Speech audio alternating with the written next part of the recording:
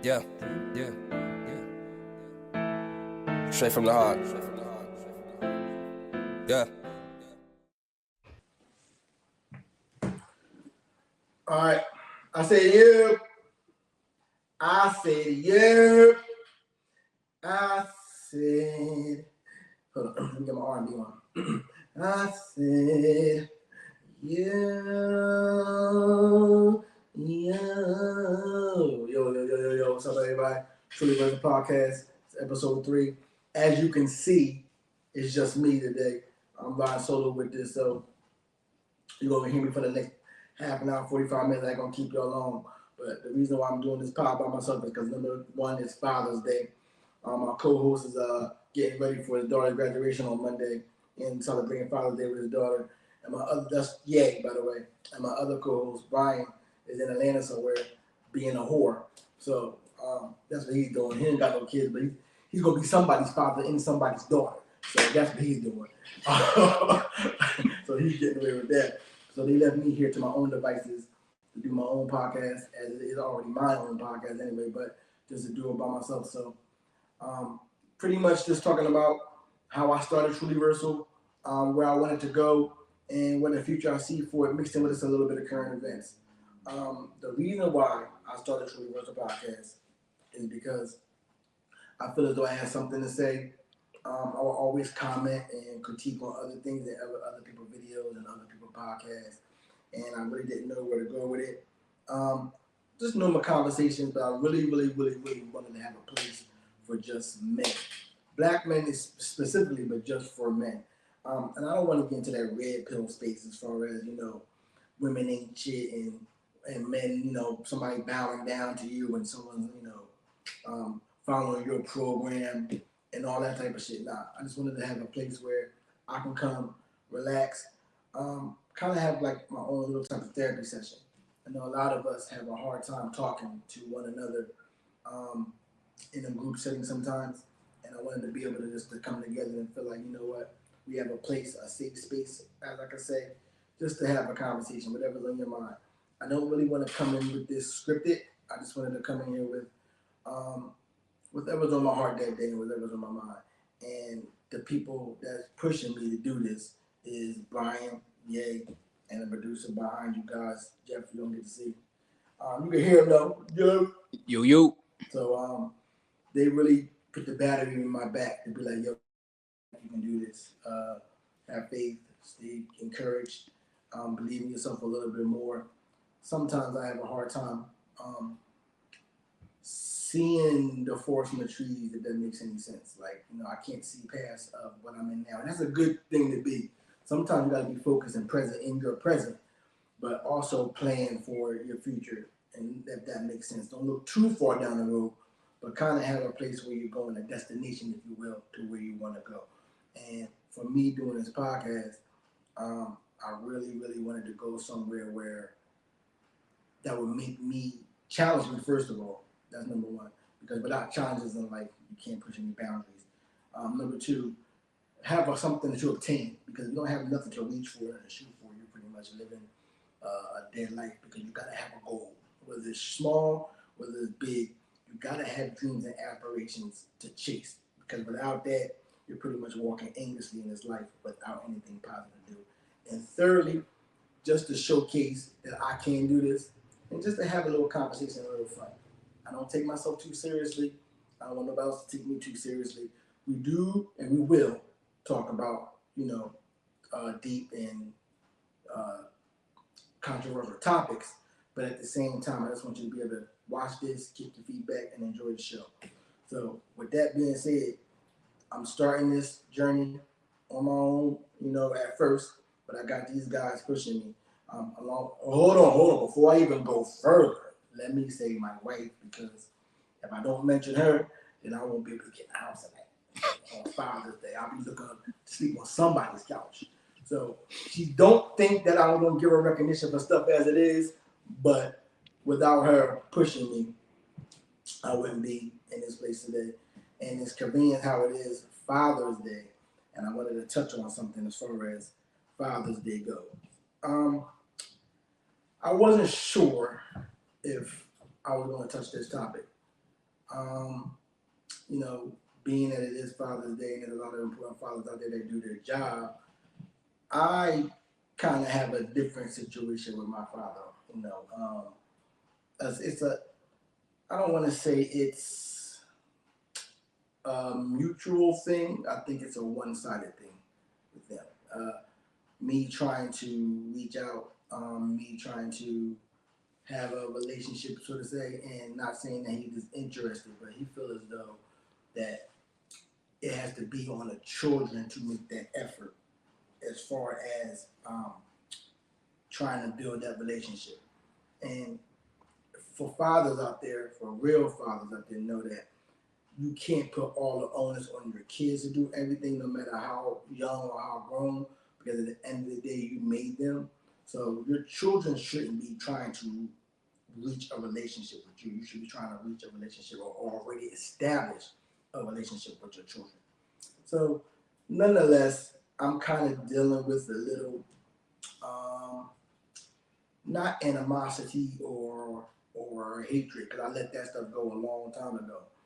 But to kind of reel y'all in, a couple of days ago, my father had texted me, not speaking to him for maybe, the last time I spoke to him was maybe last year, a year and a half ago, when my uncle had passed away, and I saw him at a funeral. And, you know, he was kind of trying to talk to me, but that's not near the time or the place. And I was in the right frame of mind to do so. But prior to that, I haven't talked to him in a couple of years, as far as though I had a major scare a couple of years back when I was in the hospital. So, long story short, and I want to dig into this, because I want to dig into it, not now, but I want to dig into what happened to me while I was in the hospital. But let's just say I was in the hospital for something serious, and I kind of had a come to Jesus moment, meaning I had to reevaluate things in my life of what I was doing and how I was taking care of myself mentally and physically. I wasn't really there, and that's to do with another traumatic event with my mother, which I lost. I'll dig deep into that later on, but I kind of want to give you a little synopsis of where my mind is at as far as with him. So he texted me a couple of days ago asking me, I can reach out to him and I can call him anytime, and that he loves me. And it kind of threw me off guard, because, you know, I don't know if it was him or someone made him say that to me, because my father don't talk like that. I do, but I get that from my mom as far as, you know, being what they say, emotionally intelligent. I'm kind of in tune with how I feel, always have been.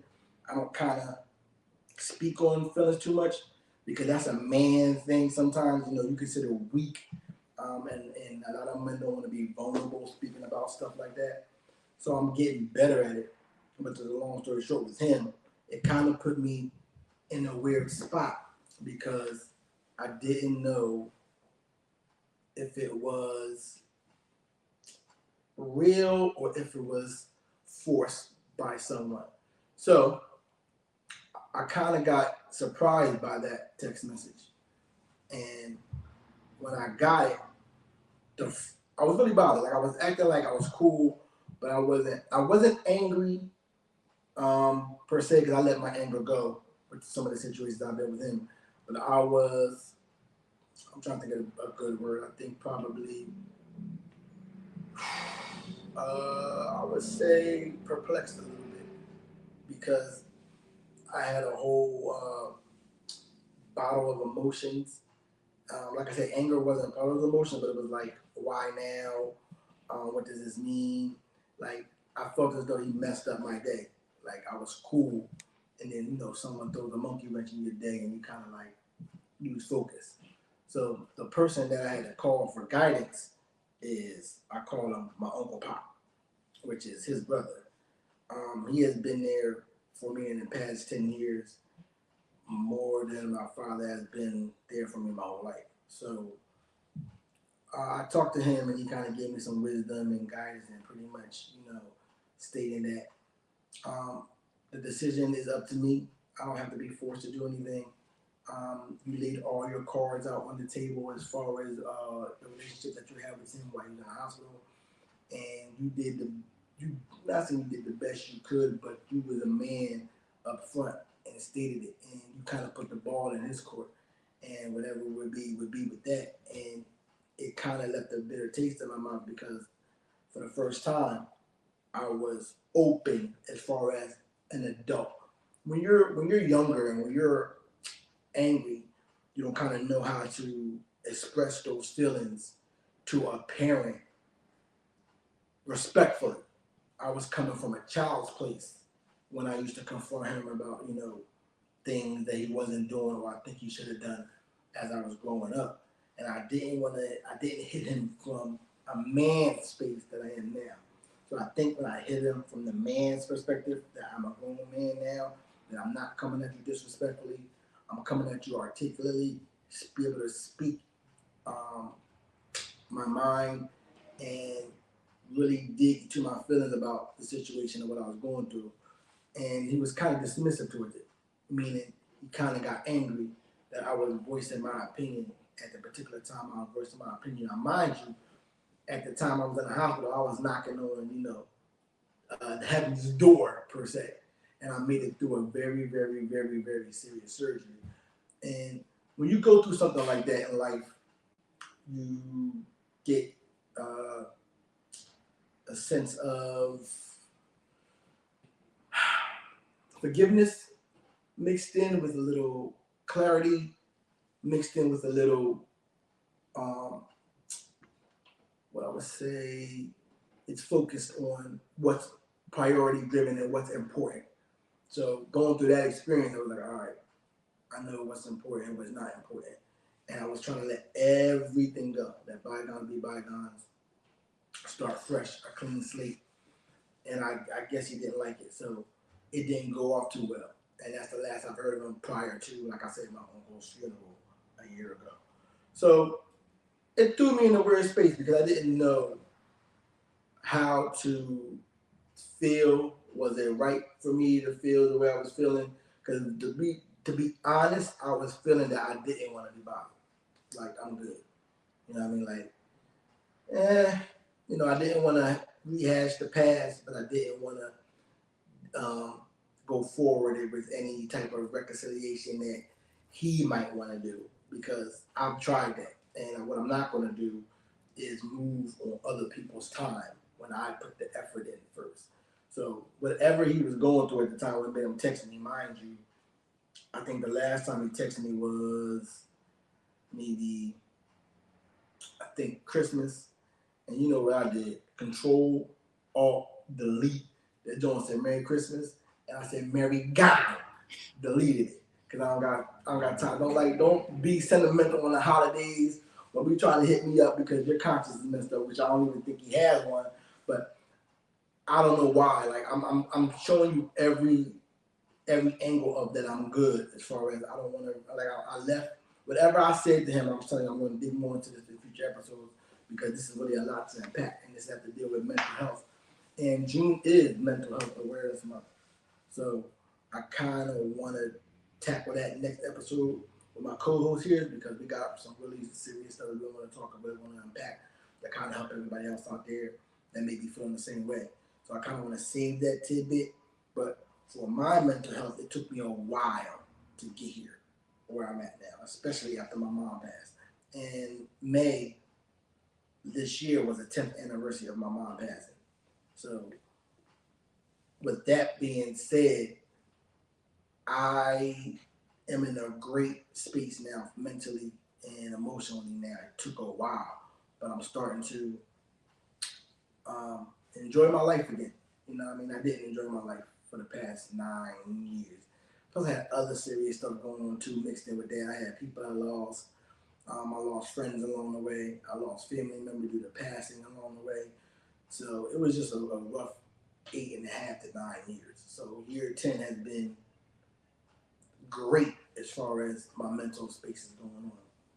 So when I felt as though he came to try to contact, he impeded on that. I kind of felt disrespected because now I feel like you waited till I get to be good as far as mentally to now try to insert or interject how you may be feeling right now mentally on your end. And like I said, I don't know if it was personally from you or did somebody put a battery in your back to tell you to text me. Because I think I got this text on Thursday. Father's Day is the day. So I was kind of hesitant, like, all right, man, what's your goal? What's your motive? And not saying that it could have been a negative connotation with that. It was just, I really didn't want to be bothered with that whole situation. So I was kind of angry at the fact that he even bothered my mental on that. Not saying that it bothered me that he texted me. It just bothered me that, come on, man, you popping up now, dude. Like, I'm good. So each one of my siblings has their different relationship with him, and that's fine. My relationship with him is there is no relationship with him. It's non-existent from my end. I tried before, in the past, but how many times you keep, reaching out your hand and somebody keeps slapping it away? As time goes on, you're going to be like, man, I'm not reaching out my hand no more. And not saying that I want anything bad to happen to him. I wish ill will on him or none of that. I'm just at a stage where I'm done. Like, I'm so done that I respect the fact that God made you to make me. But as far as the father goes,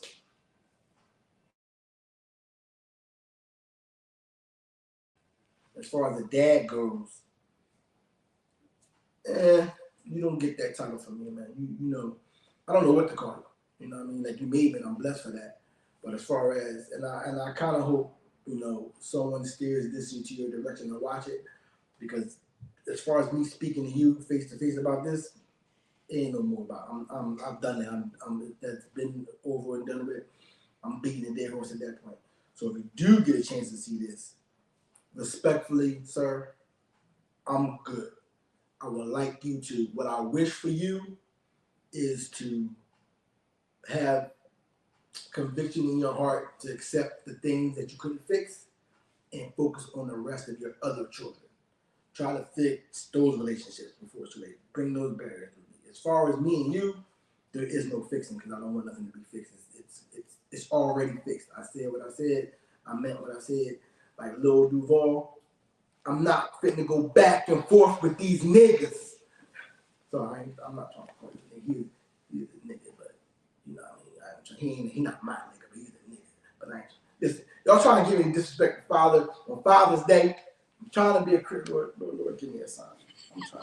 I'm trying to be the man that. Can I interject real quick?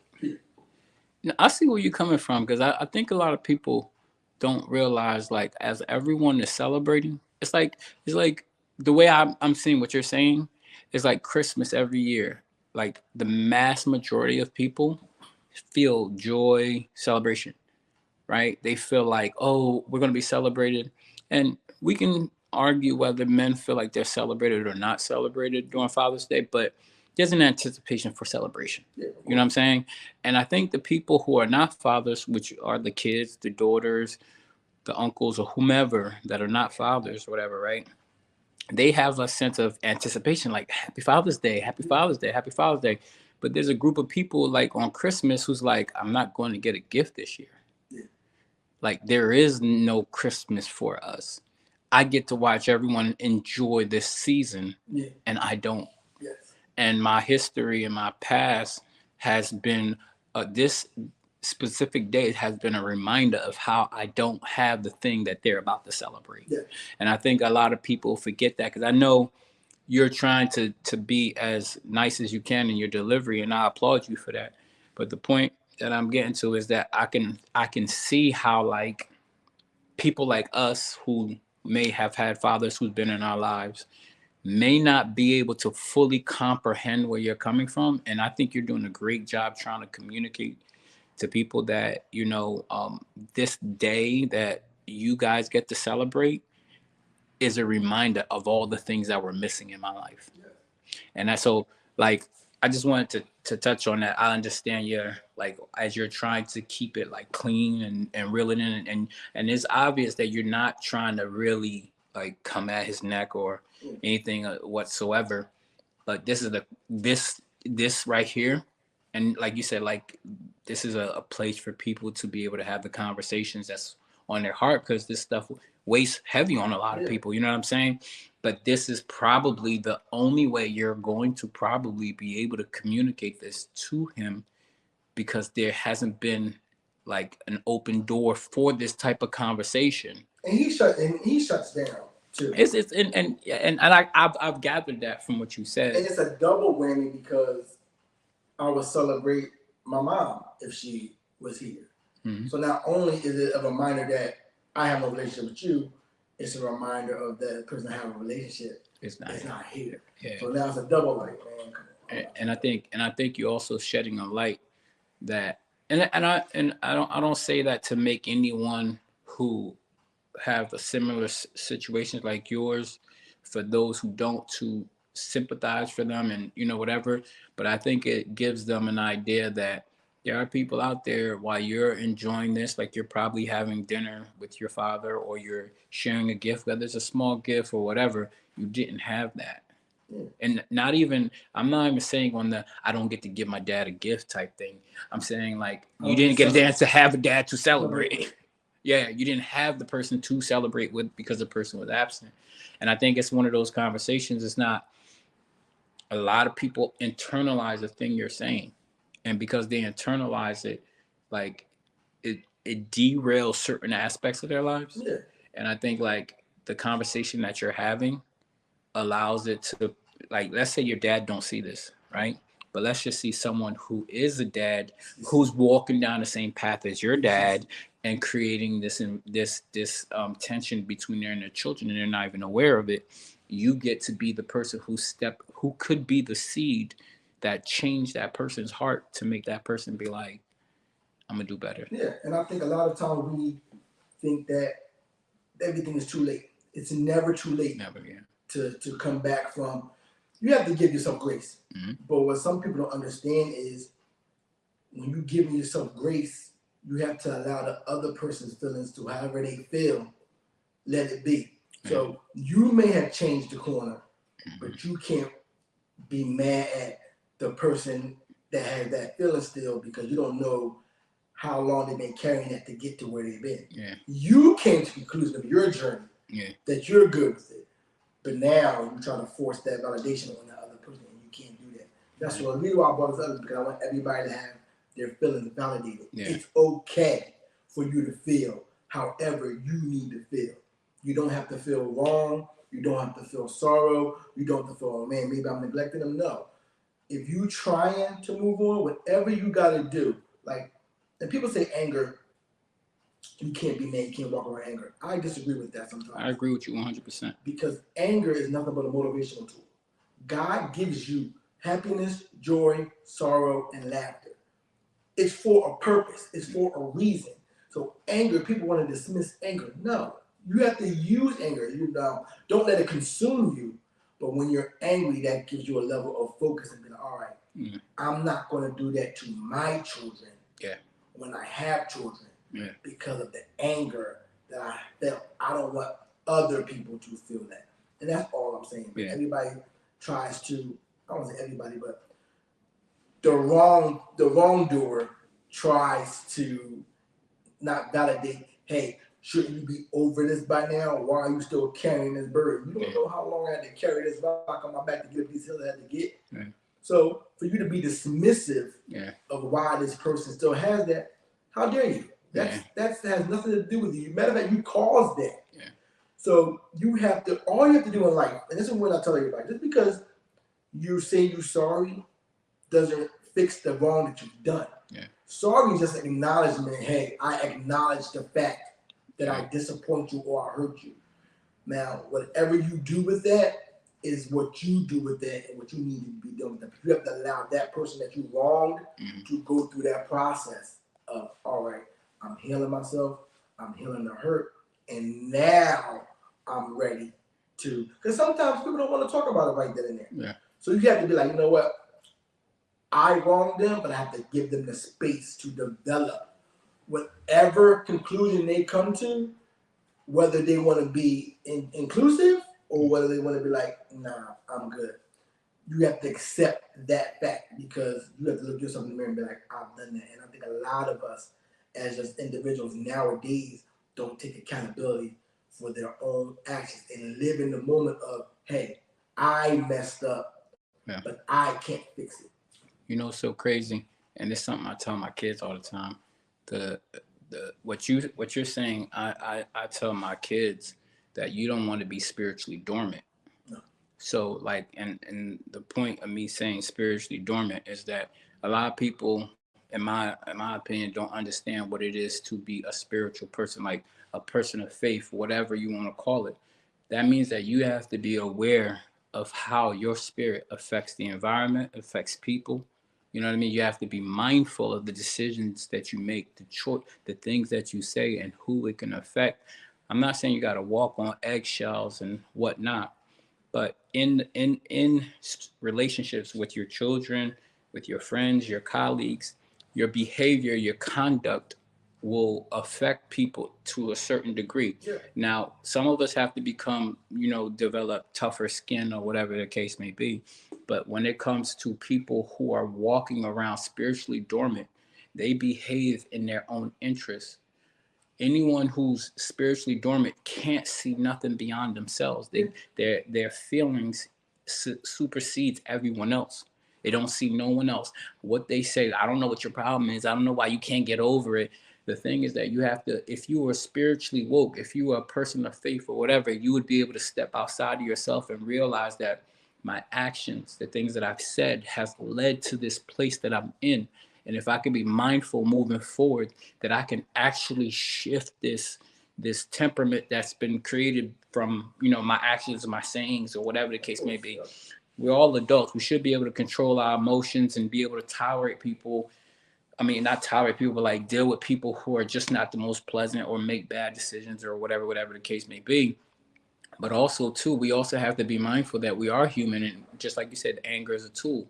We're measuring and analyzing the environment, and the environment happens to be your father, right?